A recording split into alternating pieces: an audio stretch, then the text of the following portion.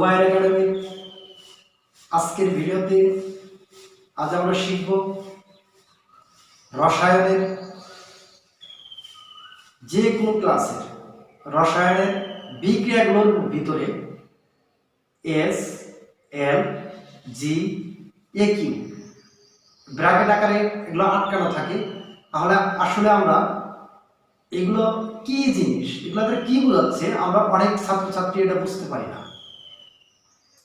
এই জন্য বন্ধুরা আমার এই ভিডিও, যাতে তোমরা সহজেই এই অক্ষরগুলোর পুনরূপ কি সে সম্পর্কে তোমরা বুঝতে পারো।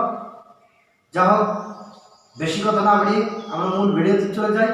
তবে মূল ভিডিওতে চলে যাওয়ার আগে সবসময় আপনাদের কাছে যে রিকোয়েস্টটি করে থাকি, আপনি যদি আমার চ্যানেলে নতুন হয়ে থাকেন তাহলে অবশ্যই চ্যানেলটি সাবস্ক্রাইব করবেন এবং পাশে থাকা বেল আইকনটি বাজিয়ে দিবেন এবং লাইক, কমেন্ট এবং শেয়ার করতে ভুলবেন না। যাই হোক বন্ধুরা, আমরা সরাসরি মূল ভিডিওতে চলে যাচ্ছি। Welcome to white board. হ্যাঁ বন্ধুরা, এখন আমরা হোয়াইট বোর্ডে চলে এসেছি। আমি হোয়াইট বোর্ডে অলরেডি লিখেই রেখেছি, তোমরা দেখতে পাচ্ছ। তারপরে আমি বলে দিচ্ছি, আমরা জানি পদার্থ কয় অবস্থায় থাকে? প্রধানত 3 অবস্থায় থাকে: কঠিন, তরল, গ্যাসীয় বা বায়বীয়। পদার্থের আরেকটা অবস্থা আছে, সেটা হচ্ছে প্লাজমা অবস্থা। সেটা কি উত্তেজিত অবস্থায় কি হয়? পদার্থগুলো প্লাজমা অবস্থায় পরিণত হয়।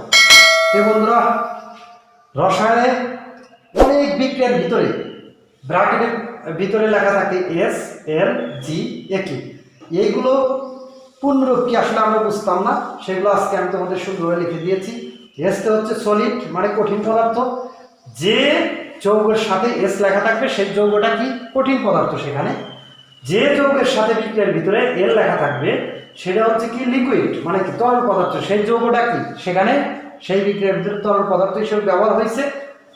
আর যেখানে বিক্রিয়ার ভিতরে যে যৌগের সাথে জি লেখা থাকবে সেটা হচ্ছে গ্যাসীয় পদার্থ। ওই বিক্রিয়ার ভিতরে ওই যৌগটাকে গ্যাসীয় পদার্থ হিসেবে ব্যবহার করা হয়েছে, গ্যাসীয় পদার্থ।